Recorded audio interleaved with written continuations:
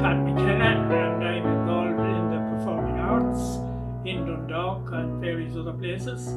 I was born and reared in a place called Prospect out the Ardee Road, and I worked in Murphy's Coach Builders on the Dublin Road as a painter, and then I got involved in drama. And I got involved in drama, first of all, with the Geraldines Football Club, with a man out there, Vincey Duffy, who started a drama group. And in 1956, they were putting on a play of Paul Vincent Carroll's, native man, called The Devil Came from Dublin. And I had a walk-on part carrying in a telescope. And that was my introduction to drama, which has lasted for the last nearly 70 years. And then I moved to Dublin and I worked in CIE and I became involved in drama in Dublin. And then I moved to Canada as a volunteer to work out there, and I got involved in drama there. We did The Beauty and the Beast. Now, I was neither Beauty or Beast. I was working backstage. And then when I came back here, that's when I got involved with the Castle Players. And here I am now.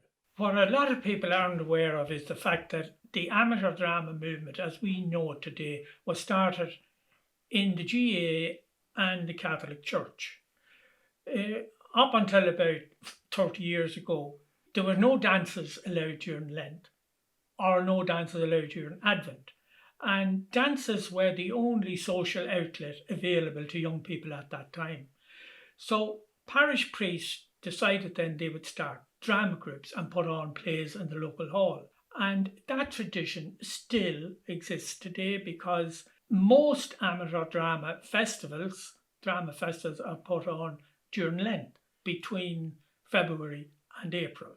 How did I get involved in the Castle Players? Well, Paddy Craven called here to the house to ask me to do a little part in The Boster Boy in 1977.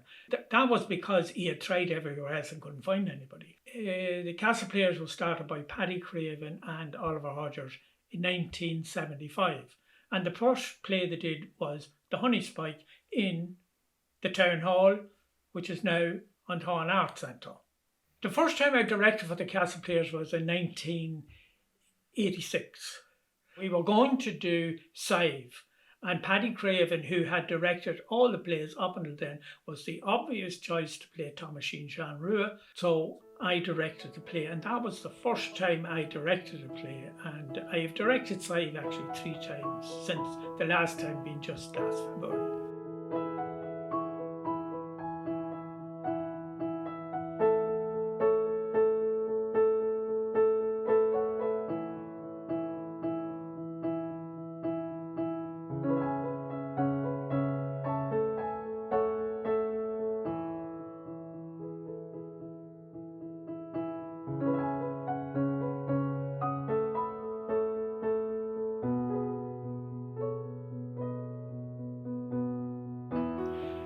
How did I get involved in Dundalk Youth Theatre? Victor Merriman, who was a lecturer in theatre in DKIT, he decided to put on a community drama class or lectures or whatever it was at the time. So I went and joined that. And at the end of that, then we had to do a project. So Edwina Albert, Iseult Murphy and I decided we would form a youth theatre group. That was our project, which we did. And that was in 2005. And up until this pandemic, it was still going. I was there for 10 years. Now, you may think, why would an old fella like me get involved in youth theatre? Well, you see, they had the energy and I had the wisdom.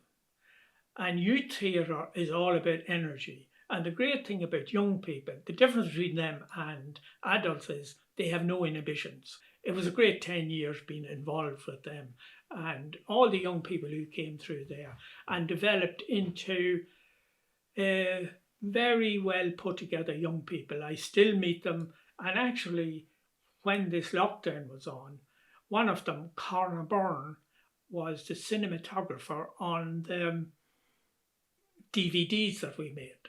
So it was great to have that link back to. And then when we did Sive, the girl that played Mina, Emer Clark, she was also a member of the Youth Theatre. And when we did Happy Birthday Dear Alice, Ellie Mae Truan, she was a member of the Youth Theatre and she played a part in Happy Birthday Dear Alice.